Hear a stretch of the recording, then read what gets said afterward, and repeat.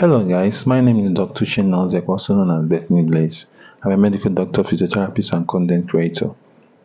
I just want to share a topic or thought that came to me now.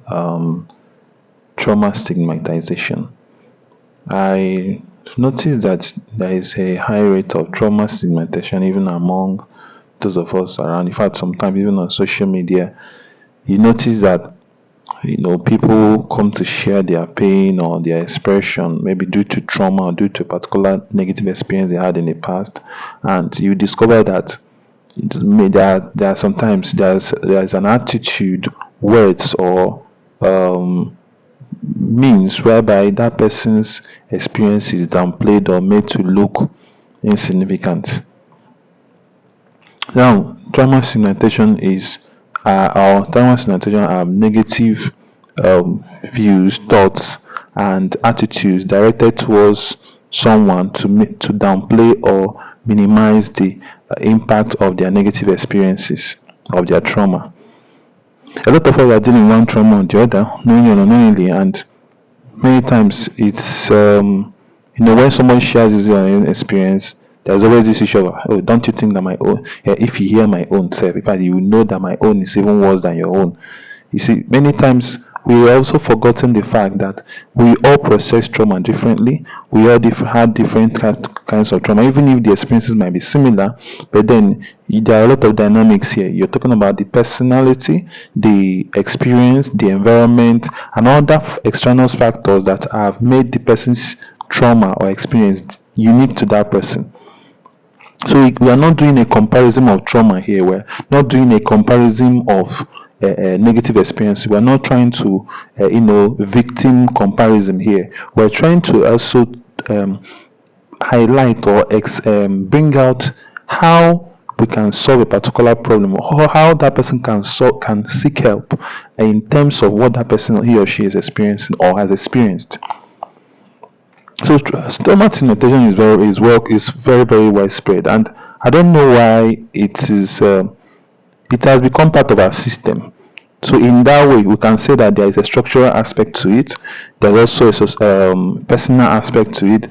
There is also there is structural, there is personal, and there are other social aspects to the trauma stigmatization. Every day we hear negative news about what happened to someone, and sometimes when we see people trying to be happy, trying to deal with whatever that is going in their mind, trying to express themselves and make themselves feel happy based on their experience, we try to look at it where the person doesn't have any problem. Ndị Igbo people will say, "And amachu are judge." You are doing one thing, so you just, okay, still package yourself, come out, smile, and be happy with everyone, so that you not be say like your own word past everybody's own. So that is the thing. So a lot of us are guilty of trauma stigmatization, directly or indirectly. Where many of us are guilty of it, and many of us don't even know that's what we do because it's like a normal thing. Many of us don't know that it is important for us to deal with it, because in trauma stigmatization, you are demeaning the person knowingly. You are bringing down the person's dignity. You are trying to undermine the person's experience, the impact of that experience on that person. So you are indirectly discouraging the person from expressing his or herself. You're also trying to make the person look as if that he or she, whatever that person has experienced or is experiencing, does not make sense. So it is that serious, and the moment we become more radical and more proactive about how we deal with trauma stigmatization, the better for us. And this is something that when you go around, check what is happening. In fact, some people might be undergoing it even now. You must have even done it someone without even knowing. We have an environment whereby a victim is easily shamed, a victim is easily blamed for the wrongs of the aggressor. A victim is always seems as if it's their fault that what they experienced, for what they experienced. A lot of people they think that with what they've experienced, nobody, in fact, that they should have done better to prevent the person that did it from doing it to that person. So that is why these are things like If you notice, it's not something. It doesn't need. I don't need to go too technical about it. It is something that is around us societal wise, and it's something that we need to highlight. That's why I said it's important for us to highlight, to bring it up. Even you sometimes, because of the imposter syndrome and lack of self-belief or a belief of what you want to do or what you want to achieve or who you are, there is always this problem of um, self-stigmatization. Sorry about that. Self-stigmatization.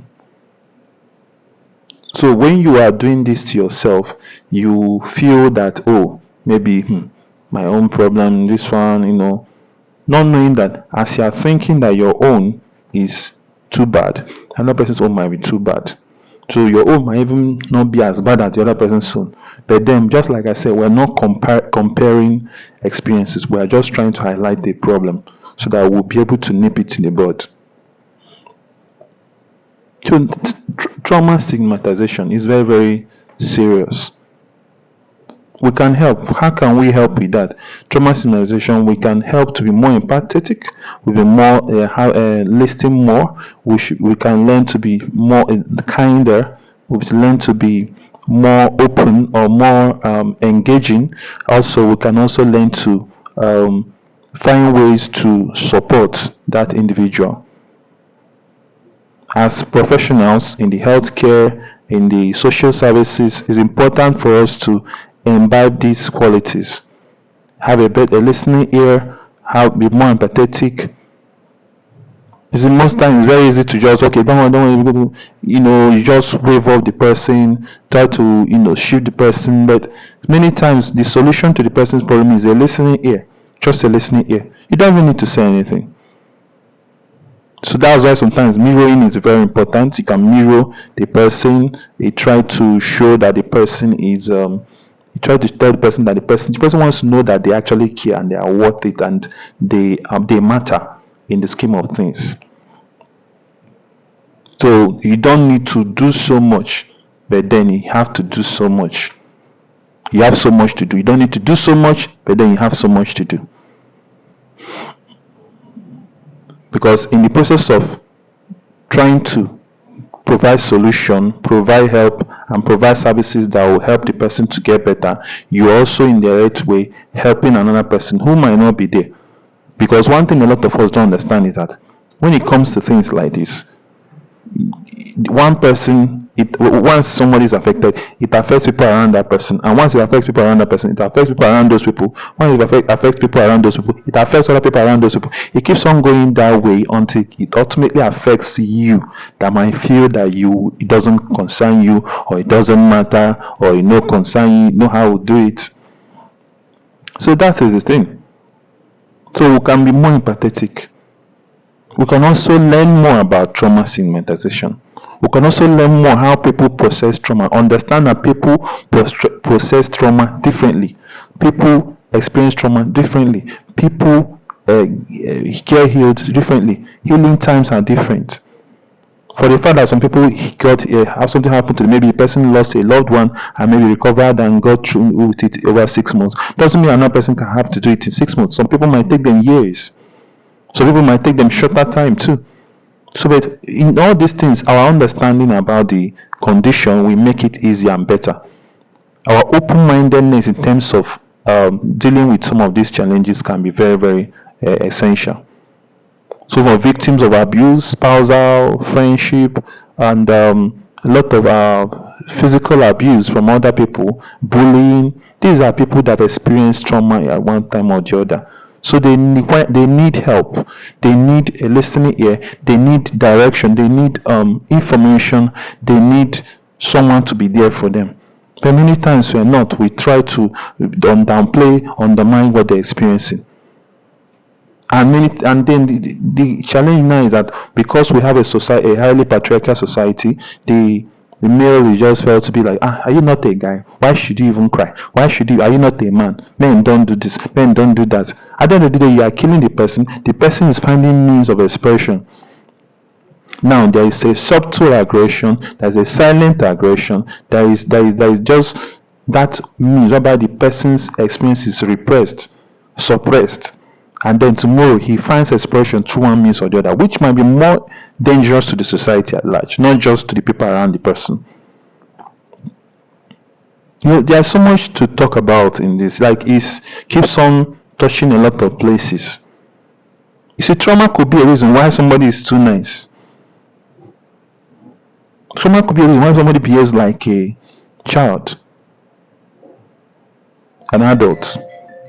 So trauma could be a reason why some of those things you think that the person is wonderful, the person is dying inside. Maybe it's a way for the person to fill up that emptiness in him or her.